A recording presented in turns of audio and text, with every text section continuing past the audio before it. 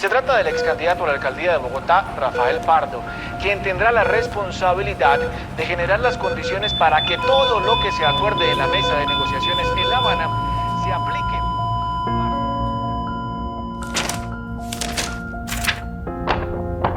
Soy Rafael Pardo. Muchos se preguntarán si me morí o me desaparecí. Pero nada de eso pasó. Por un accidente cerebrovascular prácticamente perdí el habla. Pero no mi voz, que es recreada por la inteligencia artificial.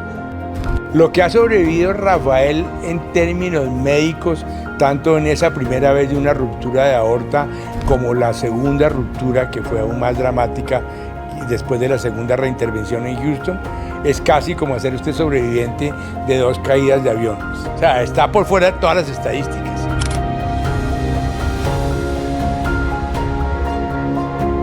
¿Por qué no podemos estar en paz? ¿Por qué reciclamos las guerras? ¿Por qué se transforman los conflictos en organizaciones criminales que siguen desplazando poblaciones y sembrando el terror en los mismos territorios que históricamente han sido escenario de la violencia?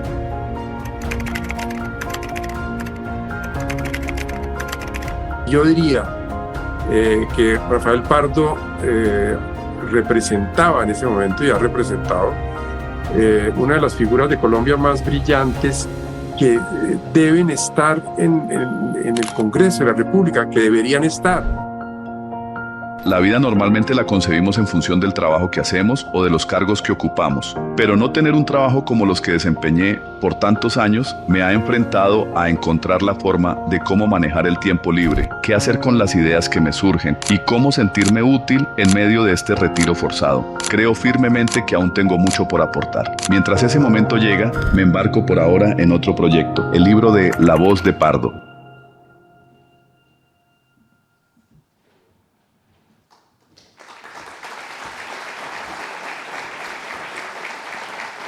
Y el libro hoy es una realidad.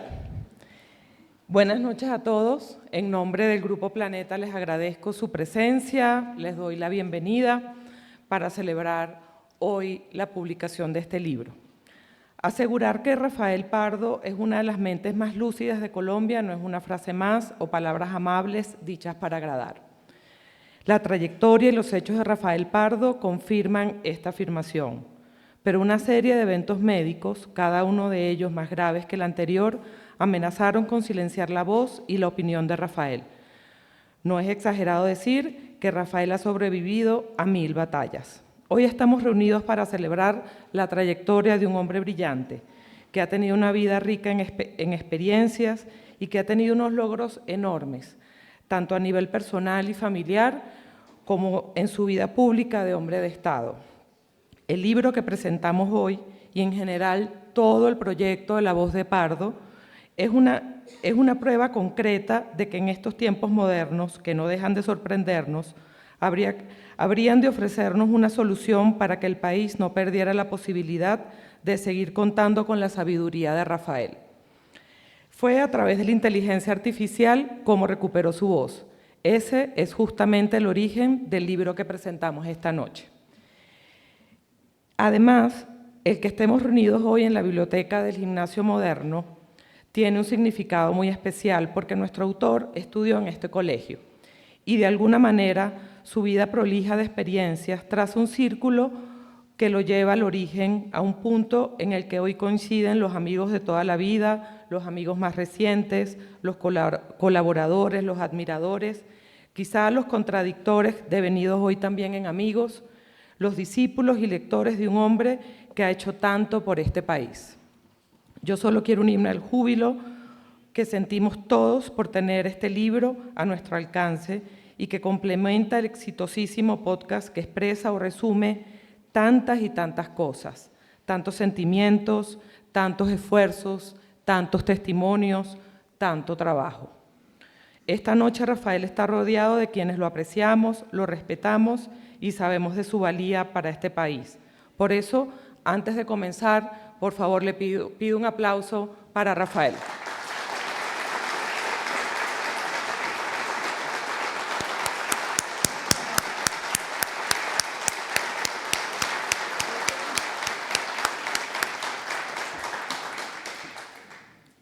Para hablar del proyecto que finalmente se ha convertido en libro, invito a continuación a María Alejandra Villamizar, a Daniel Sampero Espina y a Juan Abel Gutiérrez, quienes hablarán sobre el podcast La Voz de Pardo, el germen de este libro.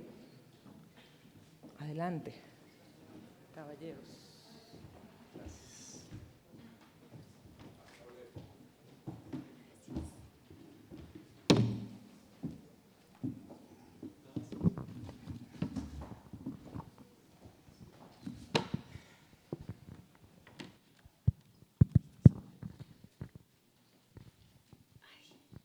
Veo expresidentes.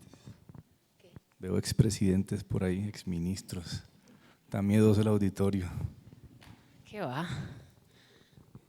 Muy buenas noches, señor presidente, no lo había visto. Muy buenas noches a todos, a Rafael, a Diana, a toda la familia, a Laura, Alejandra, chiquitos, nietos, Cristina, que no está, que no la veo por aquí, a las hermanas de Rafael, Claudia, ¿qué tal, Gonzalo? Y tantos amigos que seguramente hubieran podido estar aquí. Yo les agradezco mucho que hubieran pensado en mi nombre, no solamente por el enorme cariño, por supuesto, y la gran lealtad que le tenemos todos en su amistad y en su cariño a Rafael Pardo, sino también porque parece que es una historia en la que nos vamos coincidiendo y encontrándonos con el paso del tiempo. Y todo eso está ligado a lo personal, pero está ligado también al país. Y creo que esa vocación nos sigue convirtiendo en un equipo, independientemente de dónde nos toque jugar de vez en cuando, en cada etapa de la vida.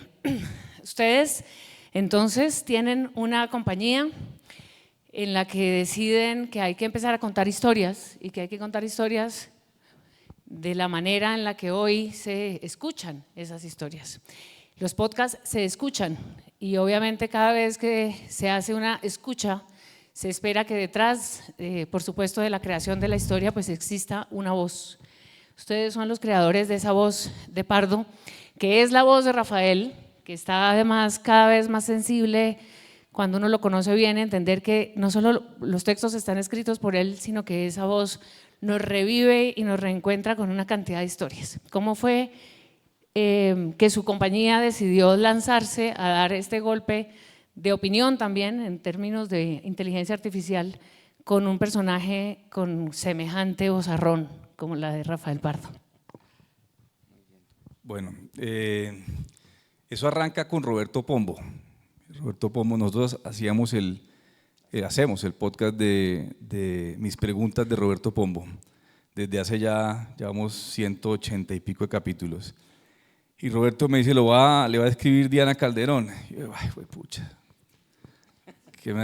Y me angustié porque pues Diana es Diana Calderón, que es la que en las noches es dura con la gente y dice cosas y dice, mire, tengo un tema personal y le cuento esto y me cuenta el tema de Rafa y queremos hacer algo en contenidos y me dijo Roberto que usted es el berraco, pero queremos hacer un libro de historia. Dice, un libro de historia en podcast. Y yo hoy me googleo los libros de historia de Pardo, 800 páginas. Y yo, puta, ¿cómo hace uno un podcast resumido, rico y toda la cosa? Y al final le dije, reunámonos, nos reunimos. Y yo realmente, y ustedes son todos pues, muy cercanos, amigos de Rafa, yo no lo conocía. Y no sabía tampoco en lo que le había pasado, no tenía ni idea. Y digamos que el impacto de esa primera reunión fue fuerte. Yo, pero ¿en qué momento pasó esto? Nadie sabe qué pasó esto. Y además también siempre yo tuve esas confusiones entre Rafael Pardo, Rodrigo Pardo. O sea, yo soy el más ajeno de todo este cuento, entonces nunca entendí esto y decía, no, esto ellos llegan, digamos, de alguna manera para tratar de hacer una memoria familiar, que eso era como el proyecto inicial, una memoria familiar. Y dije, no, esto tiene que contarse para más gente y aprovechar además el tema de revivir la voz de Pardo para revivir el personaje, su intelecto, sus hazañas, por decirlo así, en la vida pública y que continúe, ¿sí? Que no sea una cosa solamente pues, que le sirva a la familia para conmemorarlo, sino para realmente que la gente lo siga escuchando. Y ahí, una cosa para terminar, me acordé de un documental que es el de Val Kilmer, no sé si lo viste, y el documental de Val Kilmer arranca hablando Val Kilmer y empieza a hablar y empieza a decir cosas y uno dice, no, uno no entiende qué es lo que está pasando, y de pronto cuando uno se da cuenta, Val Kilmer no tiene voz y aparece el hijo, que es el que está hablando y con la voz idéntica a la de Val Kilmer, y dije, esto es perfecto y hay que ver cómo se hace esta cosa y que el hijo de Rafael Pardo sea la inteligencia artificial. Sí. Y ahí aparece Azul y Sí. aparece de la mano de su llanto también. Exacto, ahí lo que pasa, muy buenas noches a todos. Efectivamente tenemos una especie de escuela de youtubers, de escuela digital, como de creatividad digital, de estar en la búsqueda siempre de cosas novedosas, extrañas y demás que se puedan hacer en estos tiempos digitales. La montamos hace como unos 6 años o algo así. Y gracias a Roberto Pombo, efectivamente, Diana terminó llevando nuestro nombre a donde Rafael y pues sucedió todo esto que cuenta Juan Abel. El lío entonces era, bueno, ya que la voz prestada para Rafael quizás no valga la pena que sea una persona, un locutor o una locutora o un periodista o yo qué sé, ¿cómo diablos hacemos pues para encontrar quién hace la voz de Pardo en inteligencia artificial? Y ahí sucedió una cosa muy mágicamente pertinente, y es que en las funciones estas que yo doy de la historia de Circombia y elecciones en Circombia y tal, siempre se guarda una parte de la taquilla para donaciones de becas de rescate de Vamos Pa'lante. De jóvenes universitarios que no se retiren de los Andes, su... son jóvenes universitarios brillantes que por algún problema económico que sucede en cualquier familia, pues entran en la posibilidad de perder el estudio que han hecho y terminan abandonando la carrera en el 8º semestre, en el 9º semestre, y Colombia se pierde. Ellos no solamente se pierden del chance de graduarse, sino que Colombia se pierde también de la oportunidad de pues, tener unos profesionales admirables. En esa época todavía no existía el recurso de la Universidad San José, eso sí uno se ve después, que eso puede facilitar. Que ha cambiado la historia. Eso facilita sí. mucho el tema de graduarse y demás. Entonces ahí tocaba más Eso o sí menos, que es inteligencia artificial. eso es otro tipo de inteligencia artificial. El hecho es que muy casualmente en cada presentación pues yo hablo de alguno de los estudiantes, le dedico la función y la vaina y termino conociendo al estudiante. Y justo en esos días el estudiante que nos mandó los Andes, el beneficiario de la beca, era un chino que se llamaba, yo no sé si está por acá, Azul Manzano. ¿Azul estará o no? No sabemos si está. No le invitaron. El nombre es Azul porque es hijo de unos hippies, los papás eran hippies y le pusieron Azul, increíblemente. Además, creo que no es nombre compuesto, no es azul clarito ni azul, a las claras, y el apellido de verdad Manzano. Y Azul Manzano resultó ser un programador impresionante, experto en inteligencia artificial. Un chino de ¿cuántos años tendrá Azul Manzano? 21. 21 años. Pues sí, decían que era mi hijo, porque además se parece a mí. Sí, el pobre le ha tocado duro, o sea, Pues se llama Azul, se parece a Juan Abel. Pero un segundito, realmente la vaina fue así. Entonces dijimos, no, eso recreamos la voz con inteligencia artificial. Y nos preguntan, ¿eso se puede? ¡Claro! Y se fueron y marica, ¿Qué vamos a hacer? hacemos? Con esa, ¿qué hacemos? Ya, y ahí ya entra Azul. Llama a la Luciérnaga a ver si alguien, un imitador. No, y ahí resultó, Azul hizo realmente un programa especial de inteligencia artificial para este podcast. Lo alimentó con muchas horas de grabación de distintos momentos de la vida de Pardo. Y con todo eso, digamos que es una especie de cómputo sonoro, con las cadencias que iba corrigiendo, porque a veces la frase terminaba hacia arriba y debía ser hacia abajo y demás, y con mucha paciencia pues logró hacer realmente la voz de Pardo, y era el vehículo perfecto para que Pardo siguiera sonando, las ideas de Pardo que él escribía pues pudieran simplemente volver a entrar al formato de su misma voz.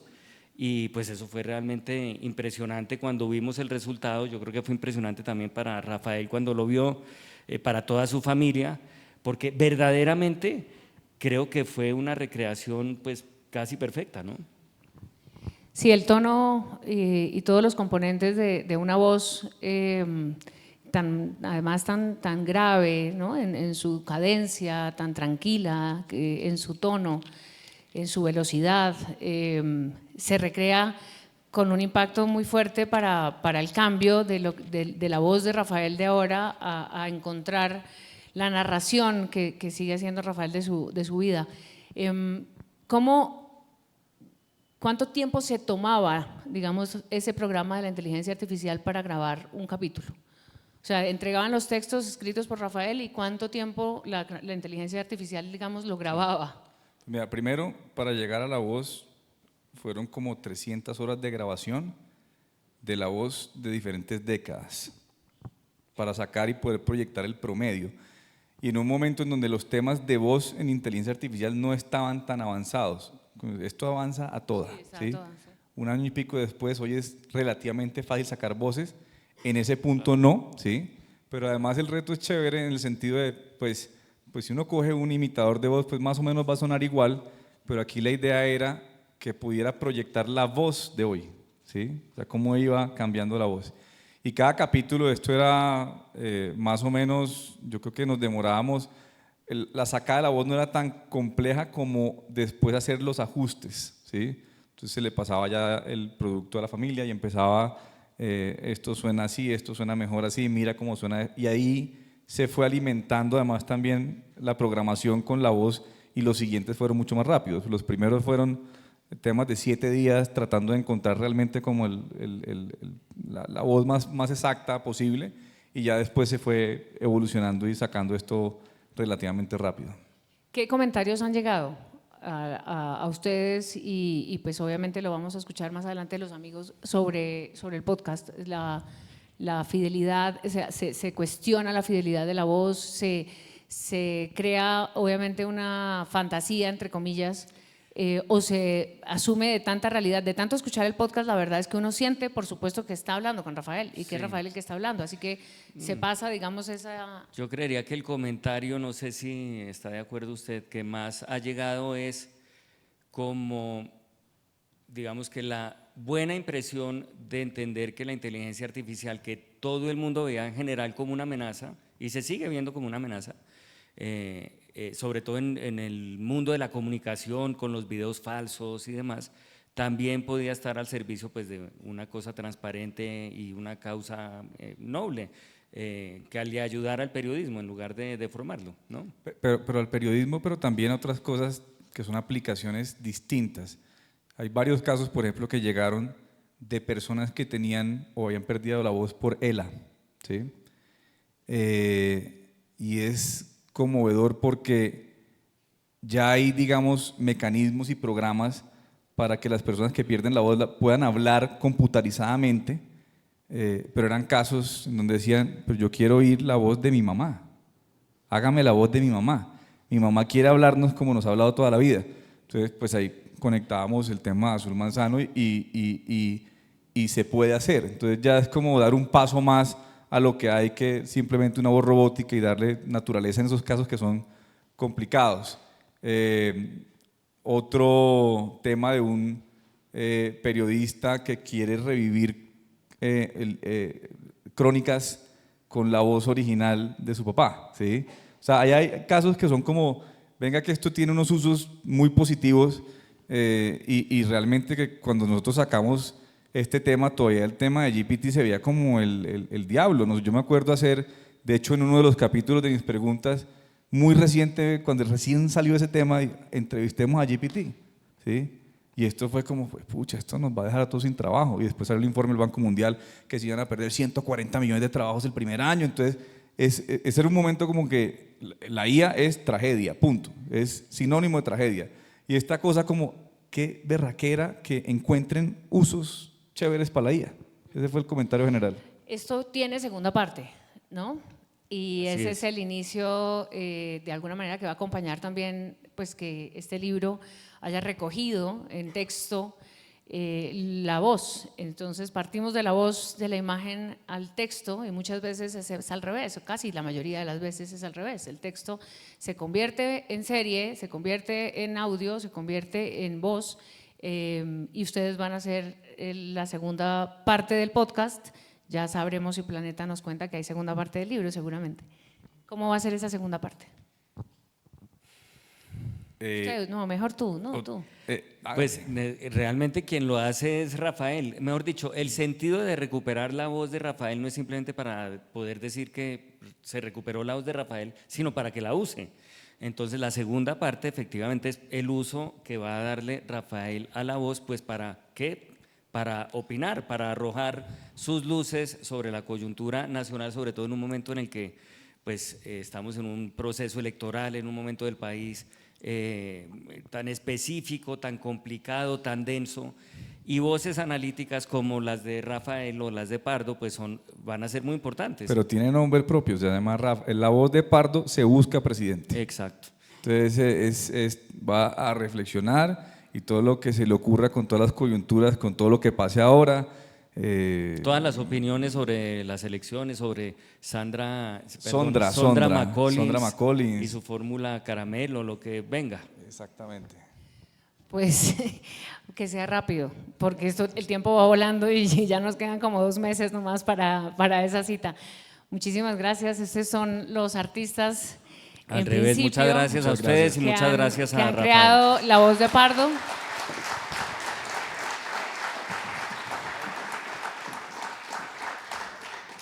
Muchas gracias a ellos y bueno, ya aquí cambiamos de artistas.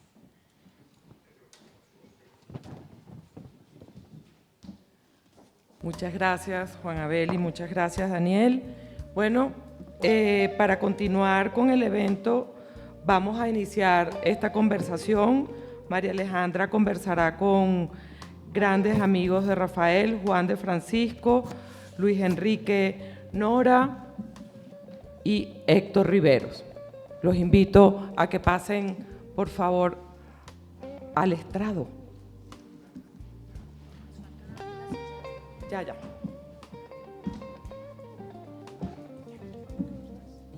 Bienvenido.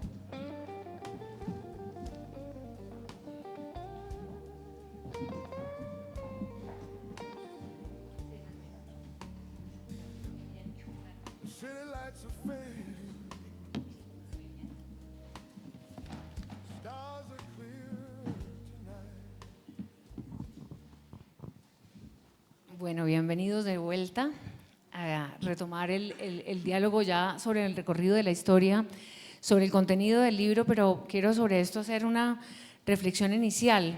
Yo dentro de algunos tiempos que he tenido más, en algunos momentos más intensos que otros en las conversaciones con Rafael, recuerdo que alguna vez le pregunté o una vez le dije que yo creía que el pasado era mejor, que yo creía que todo pasado sí era mejor, y me dijo que no. Me dijo que yo no estaba, que no tenía la razón, porque lo que venía y lo que estaba pasando siempre sería muy interesante. Y yo lo preguntaba porque tenía el apego un poco a las formas y a ciertas cosas que uno tenía para entender el entorno que se comprendía con parámetros y con asuntos cuando las cosas eran ordenadas, cuando había pocos partidos, cuando la gente era liberal o era conservadora, o era un poco más liberal o era un poco menos conservadora o más conservadora. Pero me parecía que se estaba creando un proceso de futuro muy complicado y Rafael siempre insistió en eso. Hoy escuchando el libro, leyendo el libro y escuchando el podcast paralelamente, pensaba cómo Rafael hace esa reflexión sobre el pasado para hacerlo valer no solamente alrededor de su vida y de su familia, sino hacerlo valer para las reflexiones importantes del país. Y creo que por eso me gusta empezar por ahí, empezar por esa mirada que Rafael ha tenido y que esa importancia que le da al origen del colegio, al origen de su formación, al origen de su familia y al origen, por supuesto, de esa definición de liberal. Quiero que ustedes, ayúdenme con el micrófono, porfa, puedan hablar un poco de esos inicios. No voy a empezar por el tema del milagro de la salud, que ya vamos allá, sino porque esa vida que se ha recuperado y que ha sido tan milagrosa que esté aquí presente, se va a valorar muchísimo más por parte de algunos de ustedes que quizá no tengan todos esos detalles cuando se sabe la riqueza de esa vida que se salvó gracias a la ciencia, gracias al esmero, gracias al tesón de un hombre que ha tenido ganas de vivir siempre para algo y para alguien. Entonces, empecemos por el comienzo. ¿Cómo era o cómo ven ustedes, cómo cuenta Rafael sus orígenes? El colegio, por ejemplo, que es tan importante. Bueno, muy bien. Buenas noches a Luis todos. Enrique, adelante. Sí, efectivamente, pues con Rafael hemos compartido la infancia y buena parte de la vida en diferentes escenarios, pero aquí en el colegio, pues Rafael era un personaje muy atípico, ¿no? En primer lugar porque era de los pocos que vivían cerca del colegio, entonces todos los días caminábamos juntos, un grupo de compañeros que inclusive tenemos dos aquí, Enrique Cuellar y a Jorge Galofri, que nos acompañan. Y Rafael era un caso un poco curioso porque sus padres pues le llevaban bastante edad, vivía en una casa que parecía un anticuario, por supuesto, en aquella época porque Rafael llegó un poco más tarde y en el colegio era muy tímido, era muy callado y jamás nos imaginamos que iba a tener una carrera política como la que ha tenido, donde ha tenido que expresarse en público permanentemente. De tal manera que esa fue una gran sorpresa entre lo que vimos en el colegio y después en la vida pública. Y bueno, uno podría contar muchas anécdotas, era muy tímido y le pasaban cosas muy curiosas como esta. Por ejemplo, lo contamos un poco en el podcast, muy amablemente Rafael me invitó a formar parte de ese podcast.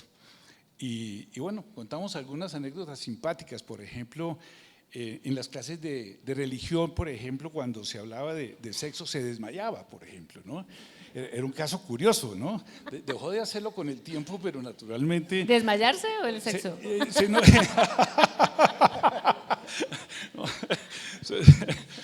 Bueno, y en el gimnasio moderno noticias, se hablaba de sexo en la clase de religión. Por supuesto. Y entonces se desmayaba, pero también se desmayaba de manera muy curiosa cuando había alguna escena de sangre, cuando alguien se cortaba o había un accidente y entonces él llegaba, miraba la sangre, inmediatamente se desmayaba, cosa que era muy interesante porque nos permitía a nosotros volarnos de una clase aburrida, entonces inmediatamente salíamos todos de voluntarios a recoger a Rafael, llevárnoslo a la enfermería y por supuesto ninguno volvía a la clase, claro, bueno. ¿no?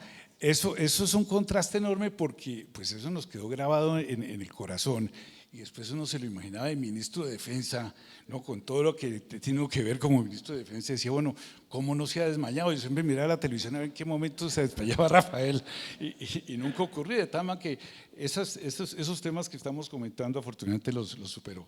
Hay algo que me llama mucho la atención y es por qué corría de lado. Corría, era atleta, le encantaba y le iba muy bien, eran los 100 metros, pero resulta que corría de lado, mirando de lado y mirando al de atrás. ¿Eso alguien lo entendió? Correcto, era difícil de entender. Modestia aparte, no estoy haciendo aquí una apología de mí mismo, ni más faltaba. Yo era muy bueno, si no el mejor en el curso, en el tema de los deportes en general, yo formaba parte de todas las selecciones. Pero había un deporte donde siempre perdía, que era atletismo. Entonces aquí existe una cancha, una pista, perdón, de 100 metros, aquí en la cancha de fútbol, entre la cancha de fútbol y la zona nueva donde está el gimnasio cubierto nuevo. Y entonces en clase de gimnasia, por supuesto, teníamos competencia de 100 metros y muchas veces me tocaba enfrentarme con Rafael porque yo llegaba a las finales.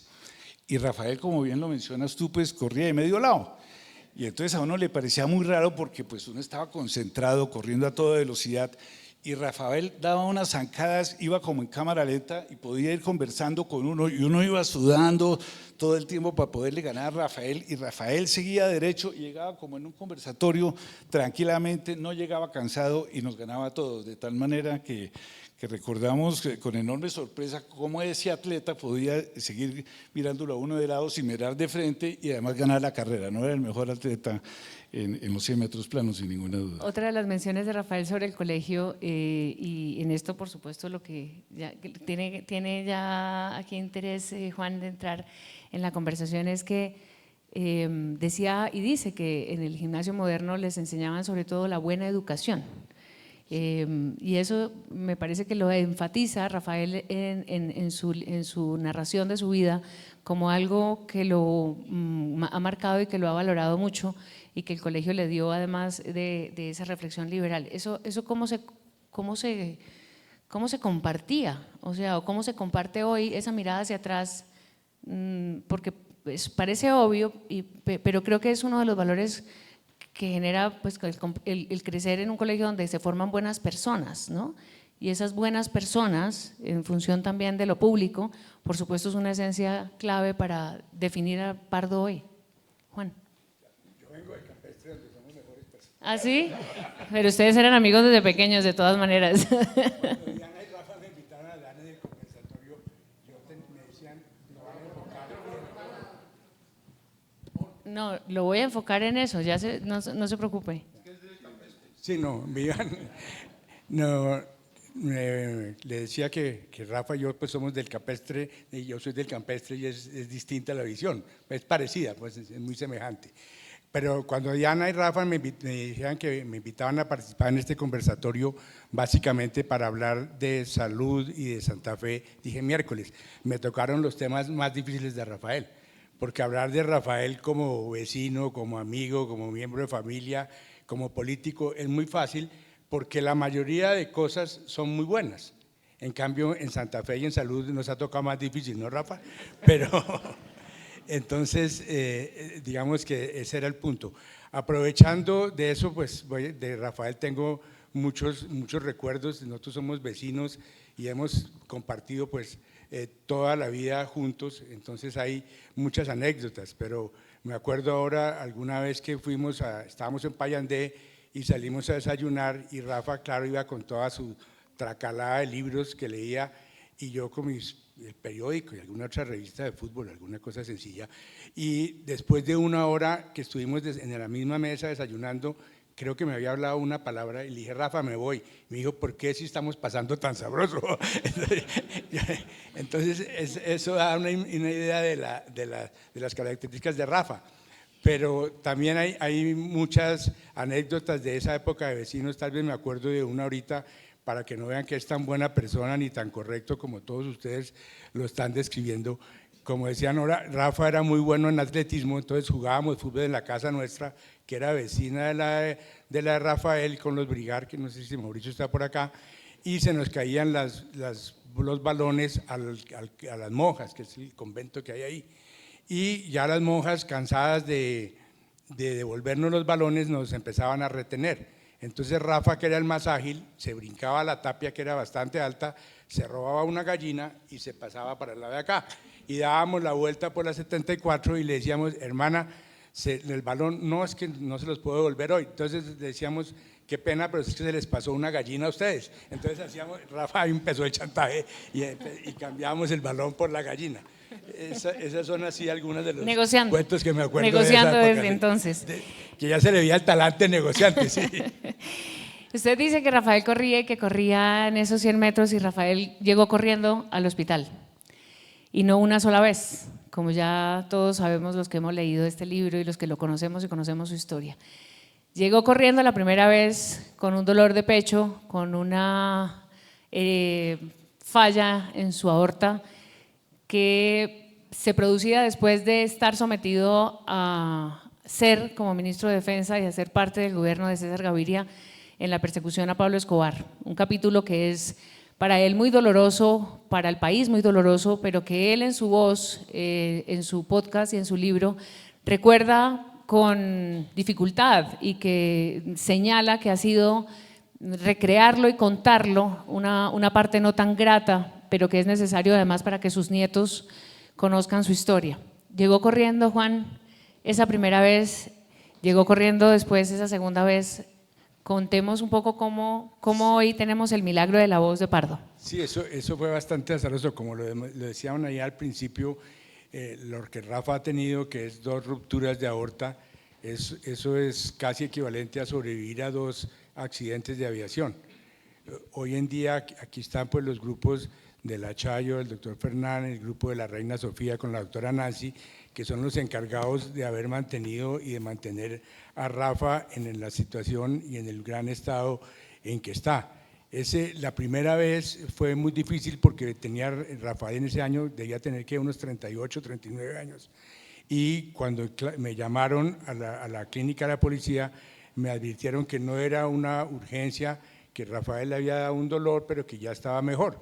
Cuando llegamos, yo que conocía a Rafael afortunadamente desde pequeño y sabía de su estoicismo y lo veo con esa cara de dolor tan terrible, dije, esto es una cosa muy delicada, y organizamos el traslado para La Chayo, y donde el doctor Víctor Caicedo le logró arreglar la aorta, reparar la aorta por primera vez, operación que le sirvió por muchos años hasta que tuvo la segunda disección que fue corregida después en Houston, y luego la tercera ruptura, porque la segunda no fue una emergencia, sino la tercera que fue aquí en Bogotá, cuando ya en el grupo de La Chayo, otra vez con Víctor y Fernán, le organizaron esto y hacen que posible que Rafa esté aquí hoy en día. Pero además algo que los médicos señalan, no solamente después de que vuelven de Houston, hay una reflexión de Diana sobre ese momento diciendo, quizá nos equivocamos porque el diagnóstico era hay que quedarse para arreglar la partecita que falta, y Rafael decidió volver, entre otras, porque estaba cansado, pero también porque tenía la angustia de estar aquí frente a un tema tan sensible, y ya hablaremos de su compromiso con lo público y con el gobierno, en este caso con el posconflicto. Hubo momentos muy trágicos que ustedes narran en el podcast, lo narra la familia, donde Rafael se iba, ya en la tercera parte, y donde se produce el accidente cerebrovascular, que ha querido Rafael mencionar y hablar abiertamente de ese tema. ¿Por qué no, Juan, volvemos a pensar hoy cómo se superó, cómo la ciencia, cómo el aguante de Rafael, las ganas de vivir que tanto se reflejan en esta historia, son las que realmente permiten que todas esas cosas se hayan juntado para que Rafael esté aquí? Yo pues que siempre compartí como los últimos momentos de Rafa antes de pasar a las intervenciones, pensaría que el amor que tiene por sus hijas, que eso fue fundamental para Rafael. La primera vez Laura tenía 3 años y después Cristina tendría por ahí unos 12, 14 años. Eso fue la fuerza que hizo que Rafael luchara de esa manera, más lo que decía, la calidad de las atenciones médicas que ha tenido tanto en La Chayo como ahora en la Reina Sofía, que han permitido casi que es un milagro que Rafa esté aquí hoy con nosotros, que siga compartiendo y que sigamos pues aprovechando de sus ideas y de su pensamiento. Ricardo, bienvenido. Muchas gracias, perdón por llegar tarde. ¿Iba a echar el chiste? ¿Esto está apagado? Este no está prendido. Que perdón por llegar tarde, iba a echar el chiste de que estaba esperando que me ofreciera una vicepresidencia, pero vi a Juan Daniel a la entrada y pensé que no era tan buena idea. De verdad que tarde, pero muy feliz de estar aquí acompañándolos a todos y particularmente a Diana y a Rafael. Ellos saben lo mucho que los quiero y eso nunca llega tarde, eso siempre está presente. De manera que realmente esta es una celebración en la cual yo estoy muy feliz de acompañarlos. Alguien me decía, yo también llego tarde, y me decía que hay que cambiar. Uno ahora dice, perdón por llegar tarde, no, sino gracias por esperarme. Aquí le estábamos esperando con mucho cariño. Gracias. Estábamos hablando de ese primer capítulo que da pie al libro, pues al podcast, y es cuando Rafael cuenta y deciden entre la familia contar lo que pasó y contar por qué después de ese tesón y de ese esfuerzo, Rafael se dedica a las terapias, se dedica a la recuperación física, creyendo en la ciencia, creyendo en la medicina, y retoma casi todas las facultades para caminar, para comer, para aprender a escribir, para aprender a todo. Como amigo, Héctor, muy cercano además, y preocupado por Rafael, ¿cómo fue esa época y cómo ha conversado con Rafael un poco de ese momento? Porque fue bastante secreto, ¿no? Fue bastante íntimo, por supuesto, y esa intimidad respetable, por supuesto, también nos dejó a todos en unos momentos de nervios que queríamos saber realmente cómo iba a aparecer Pardo de vuelta, y aquí pues estamos hoy acompañándolo para el libro. Sí, pues gracias María Alejandra y gracias a todos por estar aquí, digo, acompañándonos a todos los que estamos celebrando la vida de Rafael y poder estar contando esta historia, porque pues sí, realmente con Rafael pasa una cosa que es un poco paradójica, porque si a todos nos piden describirlo, todos seguramente comenzamos diciéndolo que era un hombre muy callado, muy reflexivo, que bueno, Santa María que está aquí se echa un cuento muy bueno de que él se lo podría echar mucho mejor de en algún momento, algún episodio en la presidencia del presidente Gaviria, de esos pues muy complejos, no sé, algo relacionado con la fuga de Escobar o alguna cosa, y el presidente Gaviria sale y dice, quiero hablar con Pardo. Y entonces aparece Pardo y entra Pardo a la oficina del presidente Gaviria. El presidente Gaviria también era un hombre pues muy callado, ¿no? Y entonces entra Pardo a la oficina del presidente Gaviria y cuentan los que vieron que el presidente Gaviria se puso a ver por una ventana de esas que daban para la plaza de armas y Pardo para la otra, y no se decían nada. Y como a los 15 minutos salió el presidente Gaviria y dijo, ¿cómo sirve hablar con Pardo? Pero eso muestra una cosa que es muy paradójica. Estamos hablando de la voz de Pardo, todos decimos qué hombre tan callado, pero qué necesidad de saber lo que piensa. Y entonces, pues bueno, en ese momento por el que pregunta María Alejandra, claro que la angustia pues era, necesitamos a Pardo ahí para que nos, una frase, una expresión que le gusta a él usar, que es que nos dé la línea. O sea, no necesitamos es que nos diga como por dónde es que es, y eso con pocas palabras.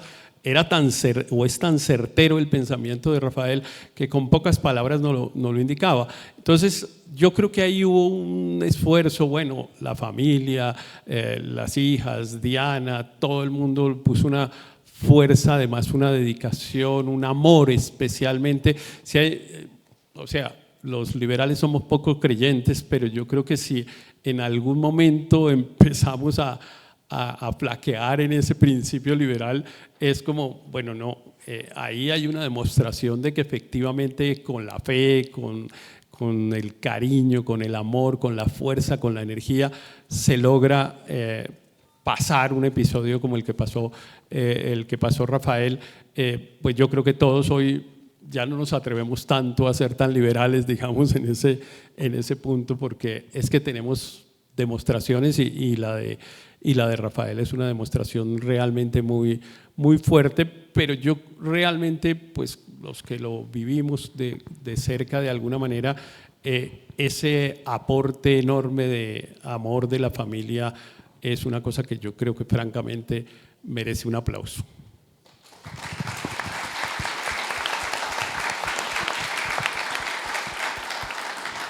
Y entonces, a partir de todo esto que pasa, Rafael en este libro y en ese podcast dice, voy a contar mi vida. Y entonces, una vez más, a pesar de las biografías que hemos hecho para que sea candidato, las biografías que se han hecho cuando ha sido ministro, la historia permanente que lo acompaña como una pasión, entonces la historia lo lleva al poder. Y ahí él habla de su relación con el poder, con una definición muy concreta, y es el cargo, cuando se da un cargo público, depende de cada persona crearlo, organizarlo y ser responsable por ese cargo para poder generar soluciones. Ese es el Rafael Pardo que llega, Ricardo, al gobierno de Virgilio Barco, y que luego ustedes se convierten en un equipo en el gobierno de César Gaviria. Usted hace en el podcast unos acercamientos a ese Rafael Pardo. ¿Por qué no los cuenta?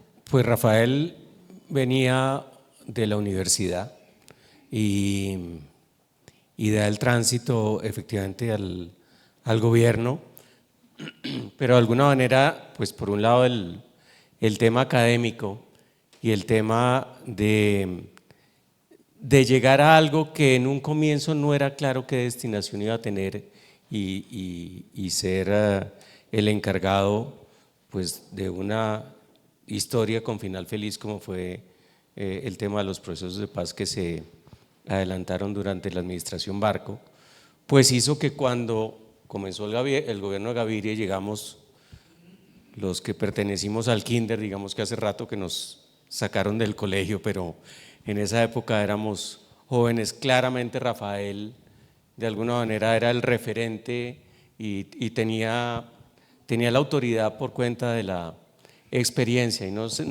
tampoco se necesitaba que tuviera mucha voz en ese momento, simplemente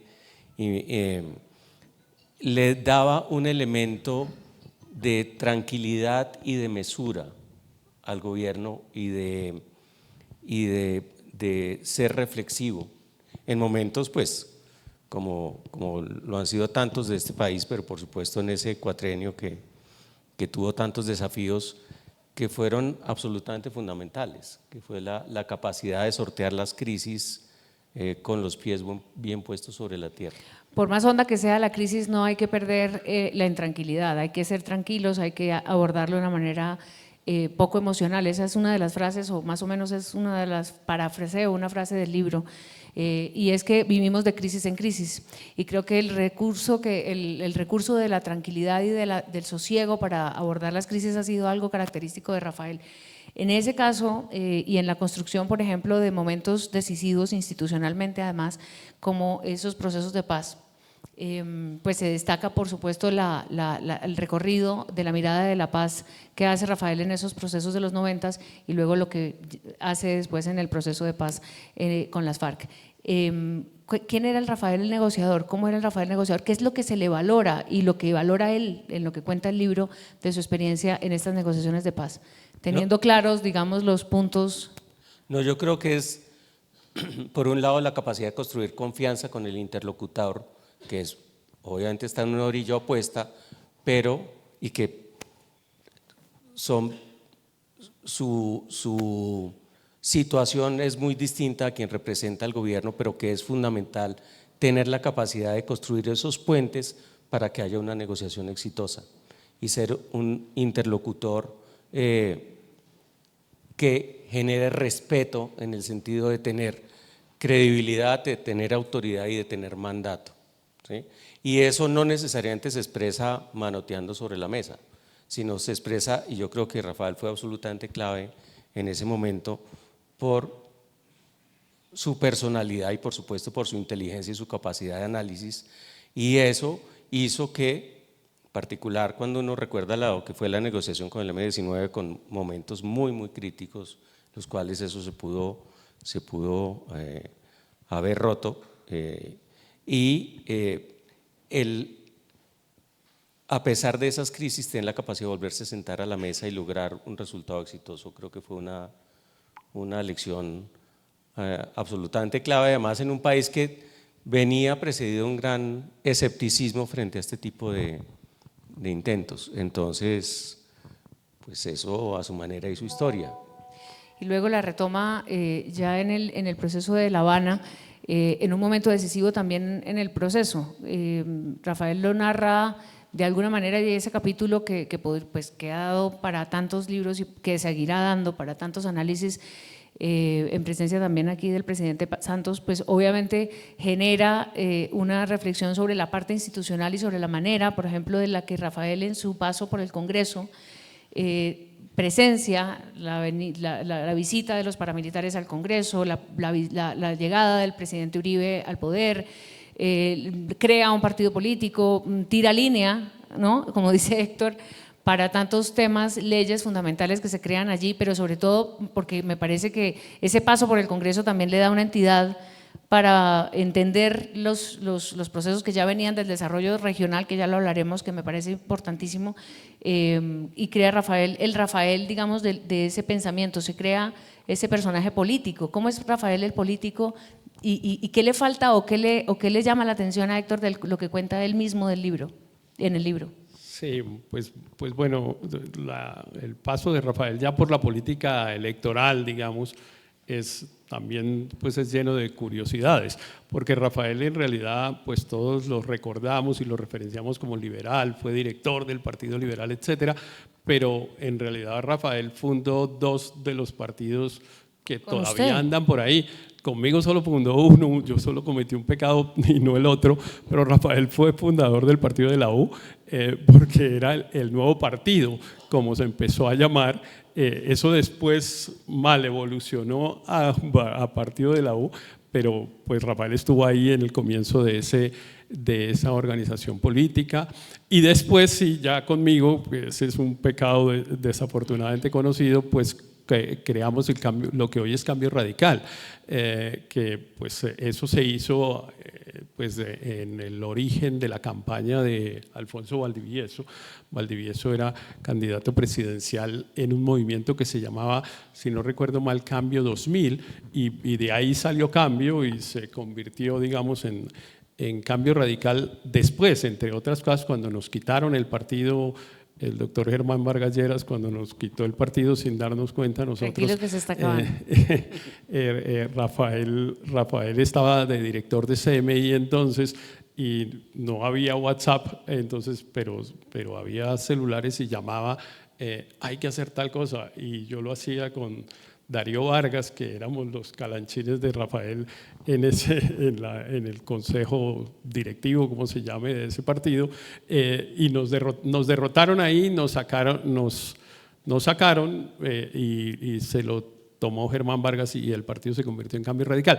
Pero en realidad después, digamos, pues la mejor experiencia, yo creo, electoral de Pardo, pues fue la campaña de la alcaldía de Bogotá, que esa fue una campaña realmente muy bonita y en la que estuvimos muy cerquita de ganar, pues perdimos por muy pocos votos, y además duramos realmente, ese fue un trabajo en el que yo creo que Pardo queda muy retratado, porque era un trabajo que Pardo hizo con un enorme juicio durante al menos un par de años, estudiando cómo era Bogotá, y además siempre mirando documentos, viendo cifras, imaginando propuestas, y ahí organizó un programa de televisión que se llamaba La Movida de Pardo, yo creo, La Movida de Pardo, y ahí, y realmente el programa era un programa semanal que lo hacía era obligarlo a mantener pues una cosa permanente de conversación sobre lo que iba a ser su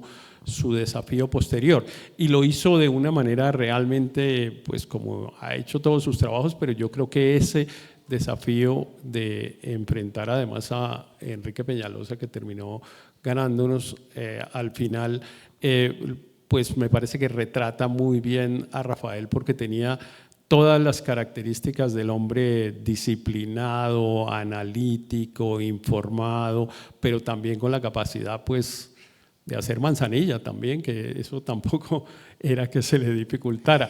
Y donde además se necesita una voz muy presente, ¿no? Para pedir el voto, para lanzar los mensajes, para crear las campañas. En ese proceso, Juan, ustedes en la familia y desde el seguimiento médico que ustedes también habían hecho, y por supuesto con Claudia, con las niñas, con todos, pensaban esas candidaturas de Rafael, esos empeños de salir a hacer una campaña, a convertirse en el político del proselitismo, ¿tenía en algún momento la preocupación de que esos niveles de adrenalina de una campaña pudieran afectarlo? No, nunca, al contrario, veíamos tanta pasión en Rafael que yo creo que le hubiera producido mucho más nivel de estrés no haber hecho esas actividades. Entonces siempre creo que haber visto a Rafael desempleado, abandonando sus principios, sus niveles de lucha, hubiera sido mucho más duro para él que enfrentarse a una campaña, a una derrota, y además eso como santafereño ya estaba entrenado, ¿no, Rafa? Sí, ahí seguimos en la campaña de Fuera Méndez, es la que se llama, ¿no? Ahora anda en esa campaña, sí. Eso nunca se le quitará. Ricardo iba a decir algo. No. Bueno, el proceso del Rafael político y del Rafael pues estadista, hay que decirlo así, que él narra también con muchísimo interés y mucho énfasis en el momento de Pablo Escobar. Y ya lo mencionamos como un momento de muchísima tensión, pero me parece que para Rafael Parco, el primer ministro de Defensa Civil, asumir semejante reto en ese momento institucional, la constituyente, todo lo que ya sabemos, yo no sé si… Perdón, tú que nombras a Pablo Escobar, recuerdo una anécdota que estaba en el recién volado Pablo Escobar de la cárcel. Estábamos en el apartamento de Claudio y Rafa en esa época en Santana y de golpe Rafa recibió una llamada de Pablo Escobar a decirle alguna cosa. Yo sí lo notamos que se puso bastante tenso y entonces algo le dijo Pablo Escobar y Rafa le dijo vaya a un CAI y se entrega. Y entonces Pablo Escobar le dijo nadie que esté vivo le da órdenes a Pablo Escobar. Asómese por la ventana, mire una luz que se va a apagar y en ese apartamento está viviendo mi familia y desde ahí los tenemos vigilados a ustedes.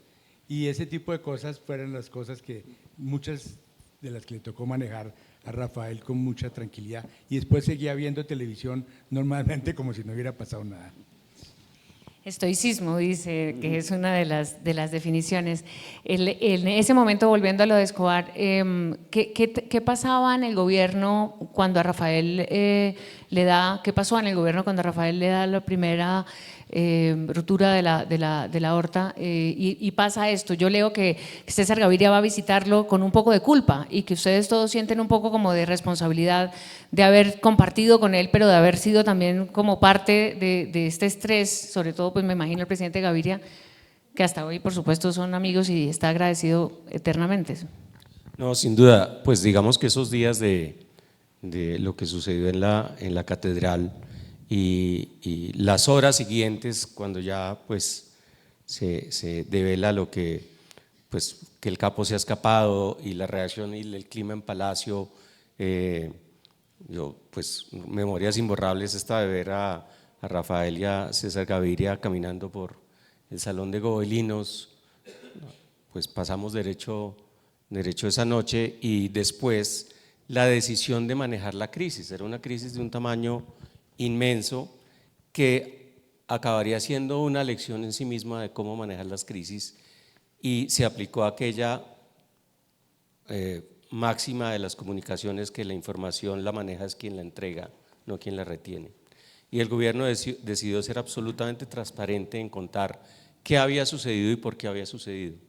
Y yo creo que eso fue lo que realmente le permitió al gobierno salir adelante en circunstancias políticas muy difíciles. Yo todavía me acuerdo de María Izquierdo haciendo el chiste en la plenaria del Senado diciendo ¿será que la cabeza de Pardo rueda? ¿Sí? Entonces, y los que se suponían pues que estaban en las bancadas cercanas al gobierno pues fueron algunos de los primeros que salieron a atacar. Pasan los meses y pues los desenlaces toman el giro que conocemos, pero claramente pues la carga de tensión era muy grande por la oleada de violencia que siguió, pero cuando viene pues el suceso médico de Rafael, por supuesto la preocupación, o sea, cayó como un enorme baldado de agua fría y como generó como una especie de sentimiento de orfandad. Y efectivamente pues el hecho de que la inmensa tensión de esos meses pues recayera pues, y que la responsabilidad recayera en los hombros de Rafael, obviamente generó esa respuesta de César Gaviria efectivamente de desplazarse diariamente a la clínica pues para saber cómo evolucionaba la salud de su ministro, que de paso mostraba una faceta también de Gaviria, valga la pena reconocerlo, que no era tan conocida, que era su profunda humanidad y su profunda convicción de lo importante que era la familia, la unidad familiar y el respeto por la estabilidad personal de cada uno. En el caso de Rafael, evidentemente mostró una dedicación que era absolutamente genuina y eso es muy destacable. Me acuerdo que después de la primera intervención conversando con Rafa ya en la convalecencia y paseando por Santana, me preguntaba si era conveniente volver a ese tipo de trabajo con ese nivel.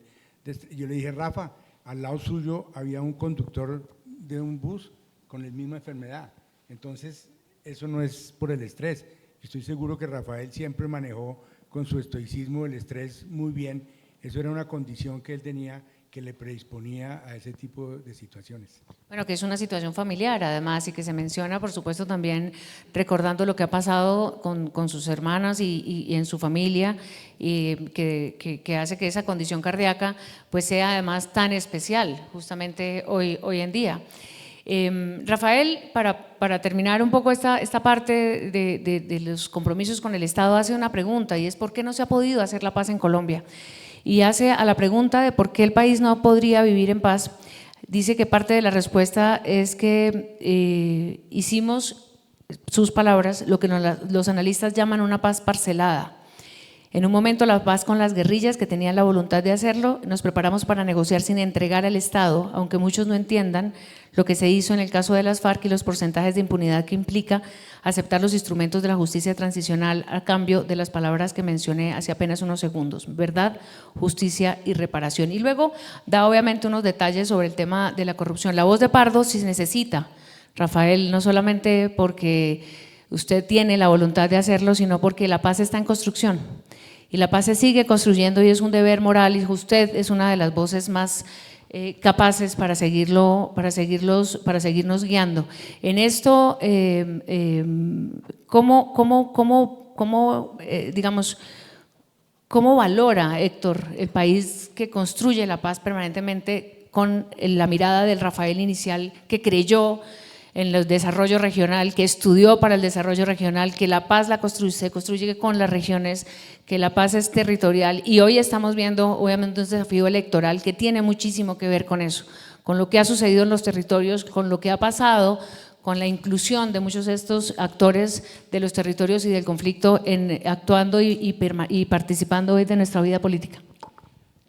Sí, yo diría que digamos el marco conceptual en el que nos hemos movido de alguna manera durante más de 30 años intentando procesos de paz en Colombia, algunos exitosos y otros fracasados, ha pasado por la cabeza de Pardo, digamos.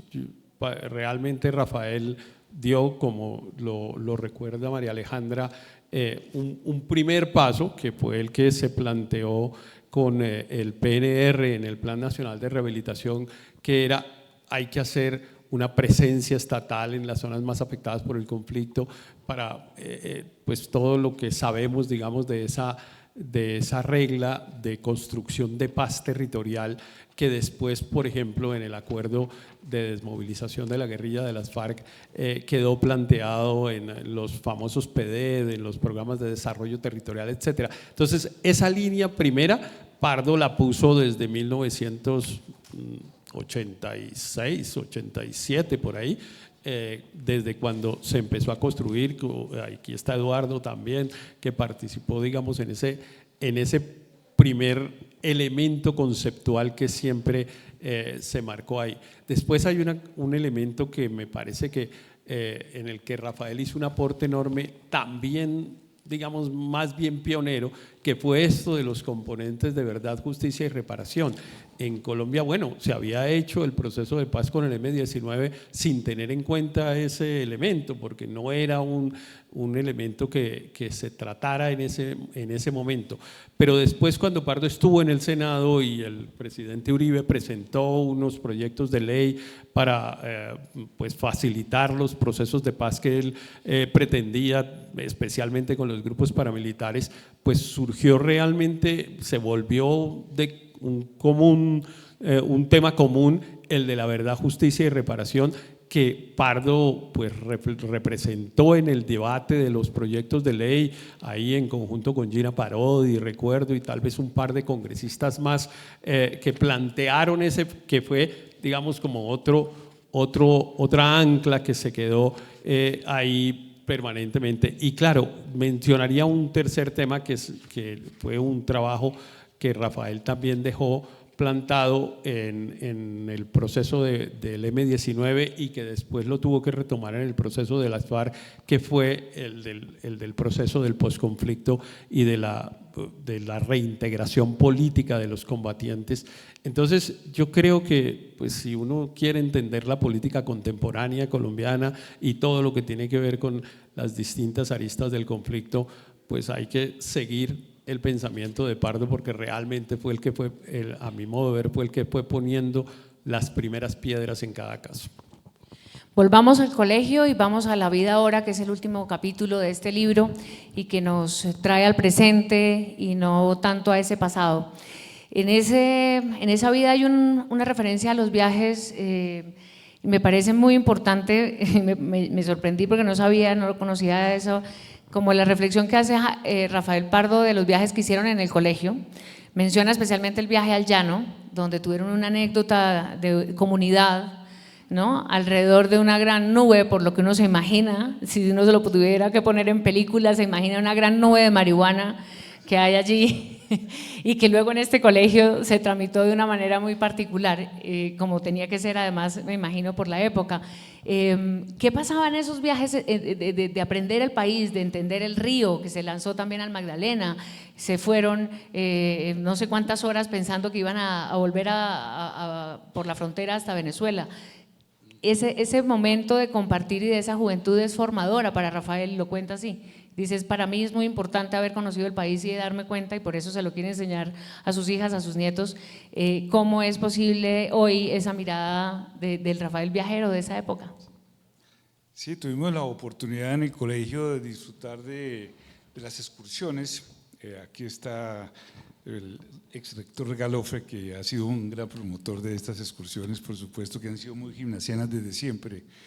Y bueno, digamos que cuando uno estaba pequeño había excursiones de un día, pero ya posteriormente en bachillerato las excursiones eran de 8 días, a veces 15 días. Normalmente el prof Bain, que era el espíritu del colegio, que era la mano derecha de don Agustín, era acompañante nuestro de algunas de las excursiones, y en otros casos íbamos solamente con el director de grupo. Ya hoy en día eso ha cambiado, por supuesto, ya hacen unas excursiones a otras latitudes. Pero en el colegio tuvimos la oportunidad de disfrutar, de conocer naturalmente buena parte de esa Colombia profunda, y entonces tuvimos algunas excursiones memorables. Una de ellas, que estás mencionando, a los Llanos Orientales. Nos fuimos en 5 vehículos, como también lo hicimos después posteriormente a La Guajira, y salimos entonces en 5 vehículos a los llanos, y en aquella época pues la carretera pavimentada se acababa muy cerca, y después eran unas trochas que todavía existen en el llano, y en un momento uno llega a alguna bifurcación y aparecen 8 carreteras y uno no sabe cuál hay que tomar. Afortunadamente íbamos con Tito Arriaza, un ex gimnasiano que era el dueño de esa finca, una finca ubicada entre el Tomo y el Tuparro, cerca de Venezuela, por supuesto. No sabíamos cómo íbamos a volver porque de noche pues no hay ninguna indicación, como todavía en buena parte de la Colombia actual no existe. Y entonces, bueno, ahí llegamos a la finca de Arriaza, y entonces esto era una finca inmensamente grande de miles de hectáreas, en una casa en la mitad de ninguna parte, y llegamos ahí entonces a descansar después de todo este periplo desde Bogotá. Curiosamente, pues la finca tenía en la mitad de la casa, en su patio central, una mata que después descubrimos, no sabíamos inicialmente qué se trataba. Tenía una mata por ahí de unos 5 metros de altura, de marihuana, por supuesto, de muy buena calidad. Nos enteramos después, naturalmente, ¿no? Y entonces, de pronto aparecieron a lo largo de la noche, porque estábamos ya instalados en las hamacas, y bueno, habían sacado ya algo de aguardiente para tomar, que era lo que se tomaba en esa época, y el bolsillo tampoco aguantaba para más.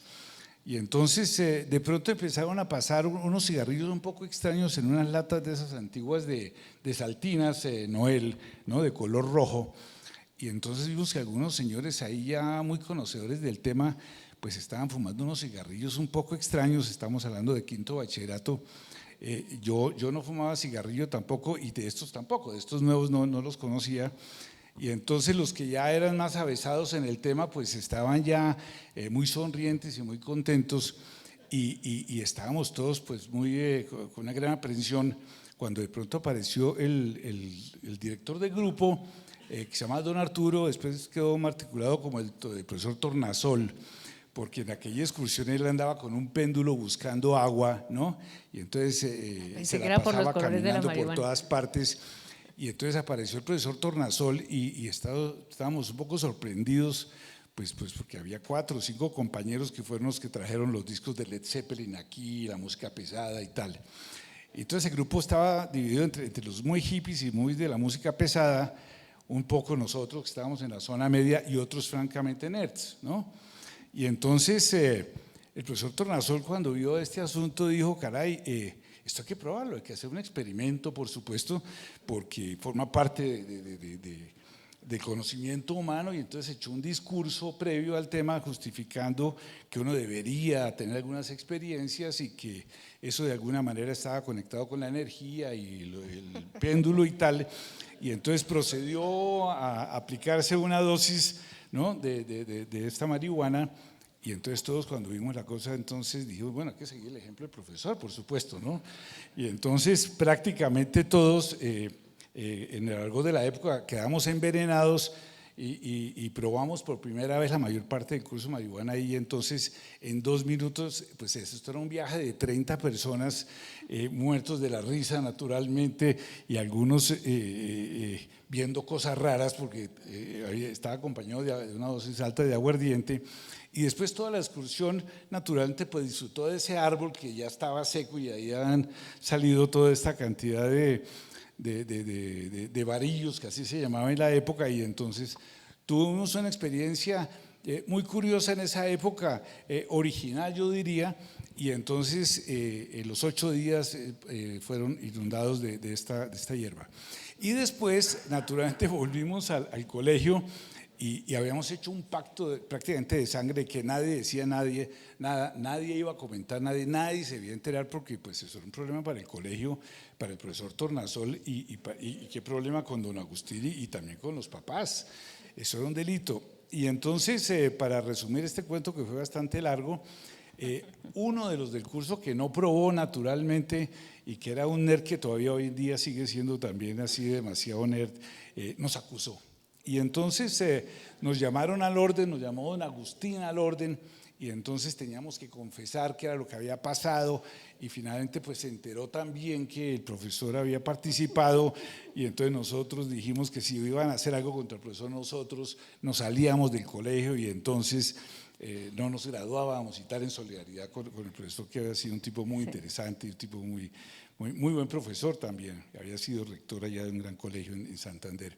Y entonces, en conclusión, no nos sancionaron, por supuesto, pero nos tocó avisarle a los papás. Entonces se enteró no solamente los papás, sino toda la sociedad bogotana, y eso fue un escándalo, que en el gimnasio moderno, ¿no?, estaba metiendo todo el mundo marihuana, y entonces de ahí pasaron a otras drogas más pesadas. Y entonces nos tocó cargar con ese karma de la época, defendiéndolos en todas las reuniones sociales de que nosotros pues estábamos, ¿no?, pervertidos y tal. Pero eso fue un gran aprendizaje, no solamente de lo que significaba la marihuana, sino también de la geografía de Colombia, porque en medio de esto seguimos viajaron y viajamos todo el tiempo por los llanos orientales. Así fue. ¿Y usted después repitió? No haga preguntas, hombre, esa naturaleza. Bueno, la vida de Rafael es muy activa, hoy es muy familiar. Están recibiendo amigos en la casa de Diana, con María, con las niñas, recibiendo permanentemente amigos, haciendo invitaciones, celebrando cosas, conmemorando la vida. Y en las palabras de Diana, en esa reflexión sobre este acompañamiento desde el amor y desde la tenacidad, pues Rafael hoy es un hombre feliz y con ganas de seguir haciendo cosas y con ganas de seguir escribiendo. Lleva 10 libros.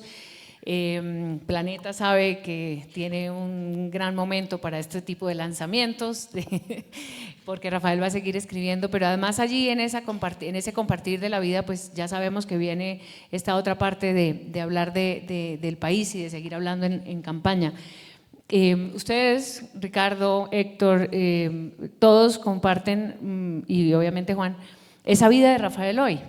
ese escenario de un Rafael activo, de un Rafael con la cabeza totalmente clara. Es un milagro, crean o no, como los liberales en ese tipo digamos, de definiciones para saber lo que pasa hoy con Rafael. Esa vida de Rafael hoy y ese pensamiento de Rafael hoy, ¿hacia dónde, Ricardo? Esa construcción de vida, de valorar lo que es importante, el tiempo con sus nietos, la parte familiar. No, yo creo que es la gran capacidad de construir un equilibrio.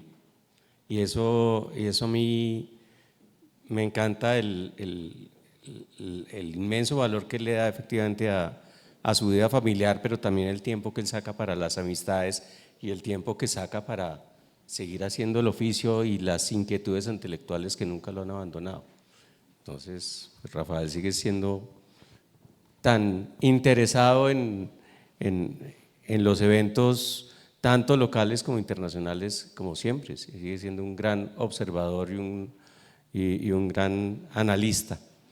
Entonces, a mí me parece que está en un punto que uno lo envidia, porque claramente ha podido tener ese balance que a mí me parece maravilloso.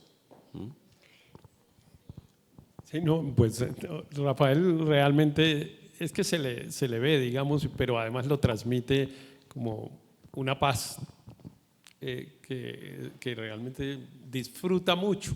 Y claro, a él le gusta encontrarse con gente.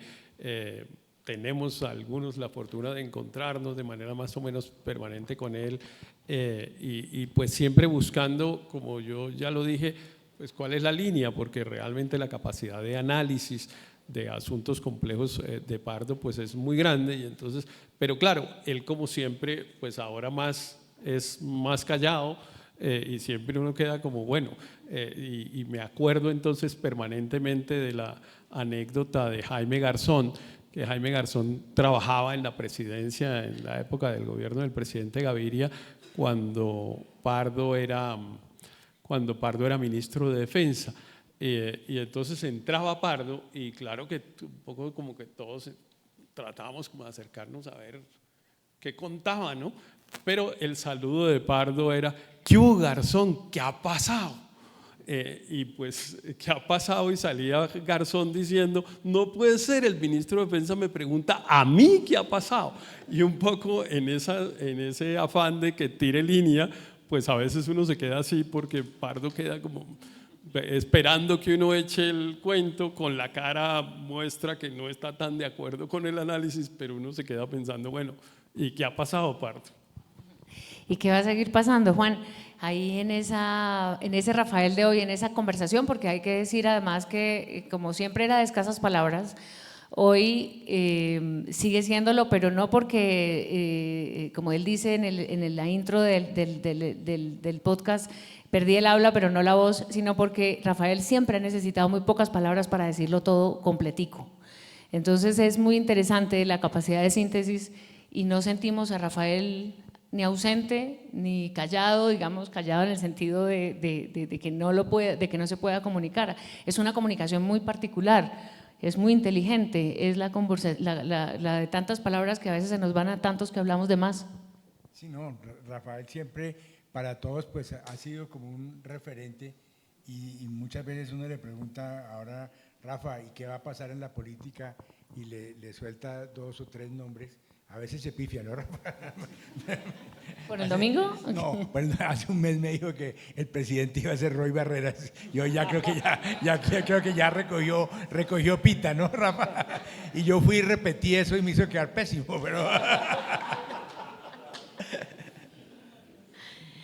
Pues este es el libro de La Voz de Pardo, y creo que muchos de nosotros los que tenemos voz, que no tenemos que hablarlo todo, Rafael que dice que no la tiene mucho que decirnos. Rafael. Bueno, si alguien se merece un reconocimiento es Diana.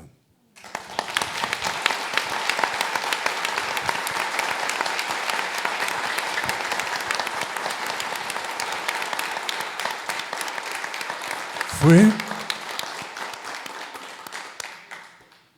la pieza fundamental en el podcast, en el libro.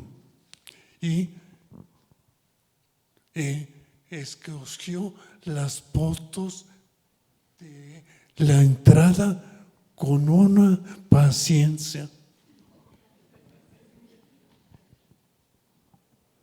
Un aplauso para Diana.